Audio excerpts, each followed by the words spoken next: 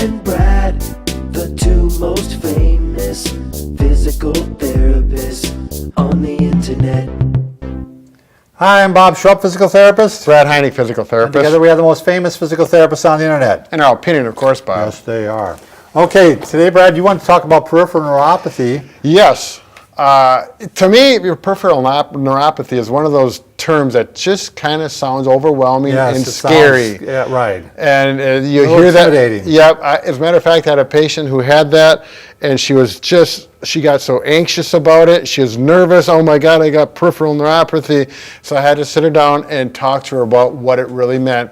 And she felt better about it, and things went much smoother after that. So peripheral neuropathy, peripheral referring to, in this case, Usually the extremities. Right, the which arms means or the arms legs. or the legs. and typically Yeah. below the knees and below the elbows, elbow, oftentimes the feet and the hands. And neuropathy is the nervous system. Apathy saying there's a problem or lesion or Right. illness in the nervous Something system. with the nerves is going on. Right. Right. It just means so you got problems likely in your hands or your feet, and the symptoms are typically numbness, tingling, sometimes just pain, achiness, Could have burning sensation. burning Yeah. sensations. All of those are symptoms that may be Right. all under this category. Whenever you get nerves involved, you can get kind of strange sensations involved. Right. I mean, you could get feelings of feeling hot and cold. Even, Yeah, too. exactly.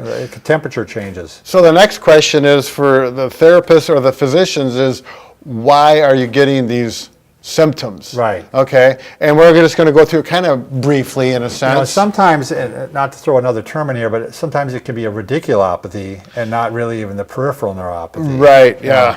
So- Now we're getting a Yeah, a little little technical, but let's just give you an explanation of some of the reasons why you might be getting some nerve sensations. Right. So if you're getting, let's talk about your feet, because that's probably Right. more common with a lot of this. You look at the nerves that come out of your low back, so right here, L5 or L4. Those nerves come down and through your pelvis and down your leg and down to your feet. If one of these nerves is being pinched from stenosis or a bulging disc or whatever it may herniated be, disc. that could cause these symptoms. Right. So technically, you could have peripheral neuropathy from a bulging disc. Right. Okay, or from stenosis, meaning that it's getting pinched up in here, a mechanical problem. Again, it would probably be called a radiculopathy, not a peripheral, but it could be mistaken then. Yeah, exactly. Right. People might say, I've got peripheral neuropathy, and they think it is from diabetes or something like that. In actuality, it might be from your back. Right, exactly. So, So that's the next point. A real common reason for peripheral neuropathy is diabetics. Yep. Right. And you'll get those same symptoms. And that you're not going to change with any exercises or physical therapy. Right. You know, that's up to your doctor and you with medications and And, possibly maybe changes in diet eventually, Right. but oftentimes these people have it and that's the way it is. Right. So then as therapists, we know that when you have numbness, tingling, your sensation in your feet is bad, your balance balance is going to be bad. and you become a higher risk for falls.